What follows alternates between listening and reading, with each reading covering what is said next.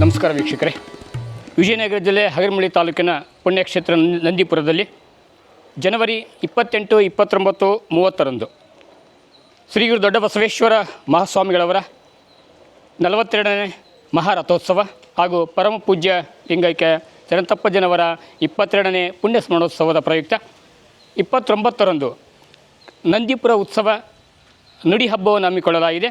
ಈ ಒಂದು ನುಡಿ ಹಬ್ಬದ ಸಮ್ಮೇಳನ ಕಾರ್ಯಕ್ರಮಕ್ಕೆ ಹರಿಹರದ ಖ್ಯಾತ ಸಾಹಿತಿಗಳು, ಶಾಹಿರಿ ಕವಿಗಳು, ನಿವೃತ್ತ ಪ್ರಾಚಾರ್ಯರಾಗಿರುವಂಥ ಪ್ರೊಫೆಸರ್ ಎಚ್.ಎ. ಭಿಕ್ಷಾವರ್ತಿ ಮಠ್ ಅವರನ್ನು ಆ ಸಮ್ಮೇಳನದ ಅಧ್ಯಕ್ಷತೆ ಸ್ಥಾನಕ್ಕೆ ಆಯ್ಕೆ ಮಾಡಿ ಪರಮ ಪೂಜ್ಯರು ಮತ್ತು ಸಾಹಿತಿಗಳು ಅವರನ್ನು ಆಹ್ವಾನ ನೀಡಲಿಕ್ಕೆ ಬಂದಿದ್ವಿ. ಬನ್ನಿ, ಹರಿಹರದ ವಿದ್ಯಾನಗರದಲ್ಲಿರುವಂಥ ಪರಂಜ್ಯೋತಿ ಅವರ ಗೃಹಕ್ಕೆ ಆಗಮಿಸಿದ್ವಿ. ಅವರ ಸಾಹಿತ್ಯದ ಅವರ ಮಾಹಿತಿಗಳನ್ನು ನಾವು ನೀವೆಲ್ಲ ವೀಕ್ಷಿಸೋಣ.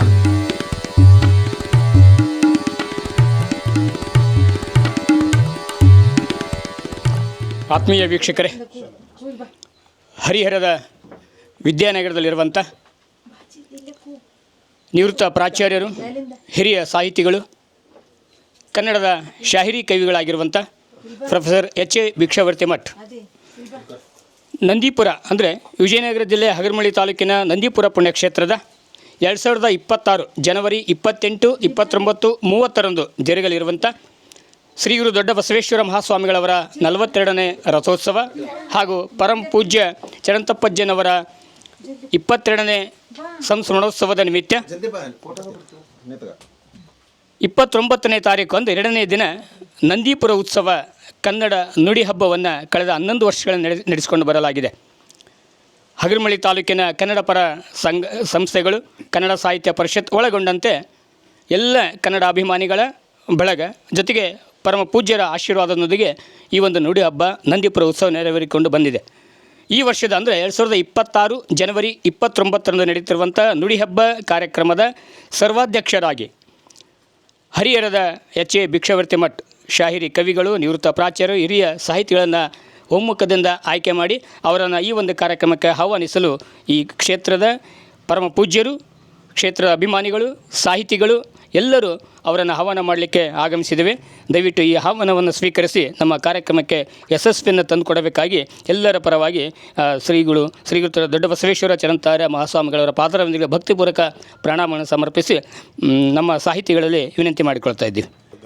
ನಂದೀಪುರ ಉತ್ಸವ ನುಡಿ ಹಬ್ಬದ ಕಾರ್ಯಕ್ರಮ ಕುರಿತು ಪ್ರಾಸ್ತಾವಿಕವಾಗಿ ಸಾಹಿತಿಗಳು, ಶಿಕ್ಷಕರು, ಆತ್ಮೀಯರು ಆಗಿರುವಂಥ ಮಂಜುನಾಥ್ ಸರ್ ಮಾಹಿತಿಗಳು ನೀಡಬೇಕಾಗಿ ಅವರಲ್ಲಿ ವಿನಂತಿ ಮಾಡಿಕೊಳ್ತಾ ಇದ್ದೀನಿ. ಎಲ್ಲರಿಗೂ ನಮಸ್ಕಾರ.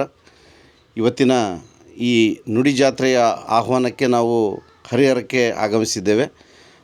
ಶ್ರೀ ಗುರು ದೊಡ್ಡ ಬಸವೇಶ್ವರ ಜಾತ್ರಾ ಮಹೋತ್ಸವದ ಪ್ರಯುಕ್ತ ಹಗರಿಬೊಮ್ಮನಹಳ್ಳಿಯ ತಾಲೂಕಿನ ಸುಕ್ಷೇತ್ರಗಳಲ್ಲಿ ಒಂದಾದಂಥ ಪುಣ್ಯಕ್ಷೇತ್ರ ನಂದೀಪುರದ ಆ ಒಂದು ಪುಣ್ಯಕ್ಷೇತ್ರದಲ್ಲಿ ಪ್ರತಿ ವರ್ಷದ ಸಂಪ್ರದಾಯದಂತೆ ಜಾತ್ರಾ ಮಹೋತ್ಸವ ಶ್ರೀ ಗುರು ದೊಡ್ಡ ಬಸವೇಶ್ವರ ಜಾತ್ರೆ ನಡೆಯುತ್ತೆ.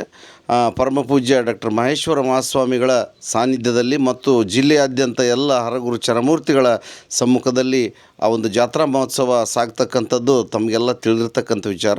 ಕಳೆದ 12 ವರ್ಷಗಳಿಂದ ಪ್ರಗತಿಪರ ಹಾಗೂ ಸಾವಯವ ಕೃಷಿಕ ತಜ್ಞರು ಹಾಗೂ ಸರ್ವಧರ್ಮ ಸಮನ್ವತೆಯ ಹರಿಕಾರರಾದಂಥ ಡಾಕ್ಟರ್ ಮಹೇಶ್ವರ ಮಹಾಸ್ವಾಮಿಗಳು ನಮ್ಮ ಎಲ್ಲ ಸಾಹಿತಿಗಳು, ಶಿಕ್ಷಕರನ್ನು ಒಳಗೊಂಡಂತೆ ಒಂದು ಸಾಹಿತ್ಯಿಕ ಪರಂಪರೆ ಜನರಲ್ಲಿ ಬೆಳೀಲಿ, ಈ ಭಕ್ತಿ ಪರಂಪರೆಯ ಜೊತೆಗೆ ಸಾಹಿತ್ಯಿಕ ಒಂದು ವಾತಾವರಣ ಇರಲಿ ಅಂತ ಹೇಳಿ ಜಾತ್ರಾ ಮಹೋತ್ಸವದಲ್ಲಿ ನುಡಿ ಹಬ್ಬ ಅಂತಕ್ಕಂಥ ಒಂದು ವಾತಾವರಣವನ್ನು ಸೃಷ್ಟಿ ಮಾಡಿಕೊಟ್ಟು ಎಲ್ಲ ಸಾಹಿತಿಗಳನ್ನು ಮತ್ತು ಶಿಕ್ಷಕರನ್ನು, ಓದುಗರನ್ನು ಸೇರಿಸಲಿಕ್ಕೆ ಒಂದು ವೇದಿಕೆಯನ್ನು ಕೊಟ್ಟಿದ್ದರು. ಆ ನಿಟ್ಟಿನಲ್ಲಿ ಹಗರಿಬೊಮ್ಮನಹಳ್ಳಿಯಿಂದ ಇವತ್ತು ನಾವು ಹರಿಹರಕ್ಕೆ ಪ್ರೊಫೆಸರ್ ಎಚ್.ಎ. ಭಿಕ್ಷಾವರ್ತಿ ಸರ್ ಅವರನ್ನು ಈ ಒಂದು ಅಕ್ಷರ ಮಂಟಪದಲ್ಲಿ ನೋಡಿ ಖುಷಿ ಆಯಿತು.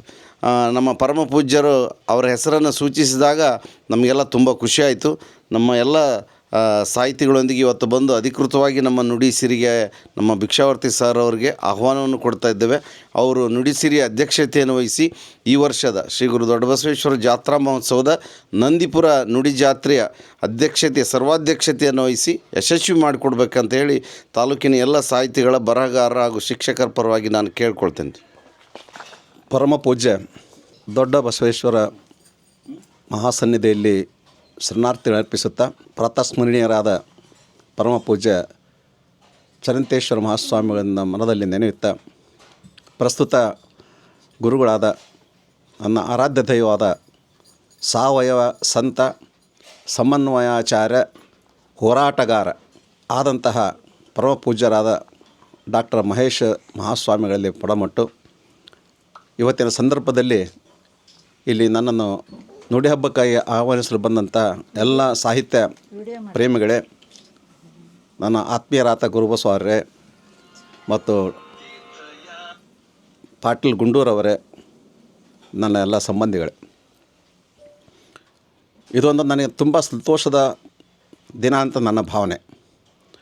ತಾವೆಲ್ಲ ಬಂದು ಗುರುಗಳ ಆಶೀರ್ವಾದ ಕೊಟ್ಟು ನಮಗೆ ನುಡಿ ಹಬ್ಬಕ್ಕೆ 29 ತಾರೀಕಿಗೆ ಇರ್ತಕ್ಕಂಥ ನುಡಿ ಹಬ್ಬದ ಒಂದು ಸರ್ವಾಧ್ಯಕ್ಷತೆಯ ಒಂದು ಸ್ಥಾನವನ್ನು ಕೊಟ್ಟು ಗೌರವಿಸಿದ್ದಕ್ಕಾಗಿ ಮೊಟ್ಟ ಮೊದಲಾಗಿ ಎಲ್ಲರಿಗೂ ನನ್ನ ವೈಯಕ್ತಿಕ ನಮ್ಮ ಮನೆಯ ಪರವಾಗಿ ಧನ್ಯವಾದ ಹೇಳ್ತಾ ಗುರುಗಳಿಗೆ ಅವರಿಗೆ ನಾನು ಪಡಮಡಲು ಇಷ್ಟಪಡ್ತೇನೆ.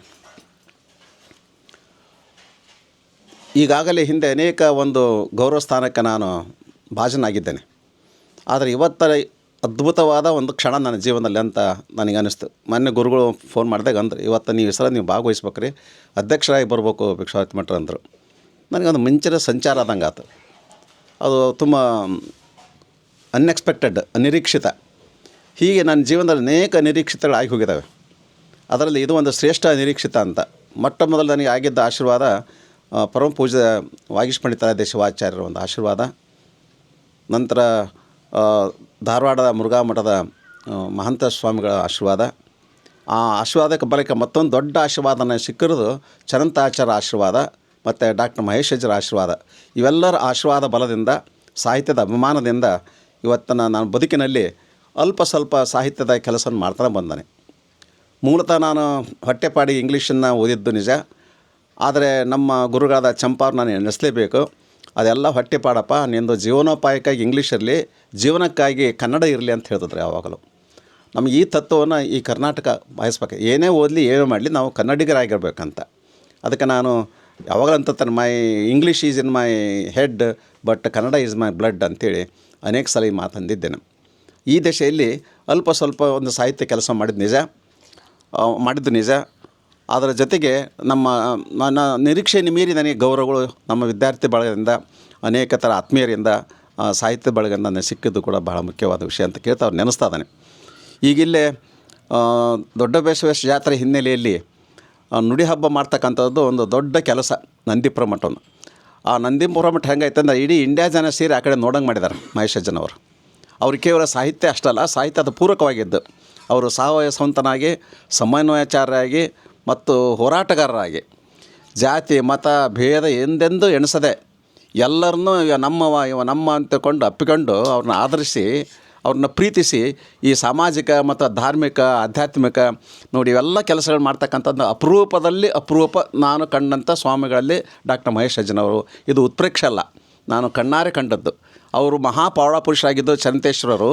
ಇವರು ಸಾಮಾಜಿಕ ಪವಾಡ ಪುರುಷ ಮಾಡ್ತಕ್ಕಂಥ ಒಂದರಲ್ಲಿ ಅವರ ಒಂದು ಕೃಪಾ ಒಂದು ಪೋಷಕ್ಕೆ ನಾನು ಭಾಜನಾಗಿದ್ದು ನನಗೆ ಸಂತೋಷ ಅಂತ. ನನ್ನ ಪಾಲಿಗೆ ಬಂದ ಕರ್ತವ್ಯನ ನಾನು ಅದು ಅಧ್ಯಕ್ಷನಾಗಿ ಅಂತ ಅನ್ನೋದಲ್ಲ, ಒಂದು ಸೇವೆಯ ಒಂದು ಅವಕಾಶ, ಕನ್ನಡ ಸೇವೆಯ ಅವಕಾಶನ ಮಾಡಿಕೊಟ್ಟಿದ್ದಾರೆ ನಮ್ಮೆಲ್ಲ ಸಾಹಿತ್ಯ ಮಿತ್ರರು ಮತ್ತು ಪೂಜ್ಯ ಡಾಕ್ಟರ್ ಮಹೇಶ್ ಅಜ್ಜನವರು. ಆ ಒಂದು ಸೇವೆ ಅವಕಾಶಕ್ಕಾಗಿ ನಾವು ಕೊಟ್ಟದಕ್ಕಾಗಿ ಅವ್ರಿಗೆ ಧನ್ಯವಾದಗಳನ್ನು ಹೇಳ್ತಾ, ನಾನು ಅವತ್ತಿನ ಕಾರ್ಯಕ್ರಮದಲ್ಲಿ ಭಾಗವಹಿಸಿ ನನ್ನ ತಿಳಿದ ಮಟ್ಟಿಗೆ ಏನೇನು ಕನ್ನಡದಲ್ಲಿ ಏನೇನು ವಿಚಾರಗಳನ್ನು ನಾನು ಪ್ರಸ್ತುತಪಡಿಸಿ ಅದನ್ನು ರೈಟಿಂಗ್ ಮೂಲಕ ಆದರೂ ಗುರುಗಳ ಸನ್ನಿಧಿ ತಂದು ಎಲ್ಲರೂ ಒಪ್ಪಿಗೆ ಪಡೆದು ಅವತ್ತು ವೇದಿಕೆ ಮೇಲೆ ಪ್ರಸ್ತುತಪಡಲಿಕ್ಕೆ ನಾನು ಇಷ್ಟಪಡ್ತಾನೆ. ಇಷ್ಟನ್ನು ಹೇಳ್ತಾ ಮತ್ತೊಂದು ಸಲ ಎಲ್ಲರಿಗೂ ನಾನು ಧನ್ಯವಾದಗಳನ್ನು ಅರ್ಪಿಸಿ ನನ್ನ ಮಾತುಗಳನ್ನು ಮುಗಿಸ್ತಾನೆ.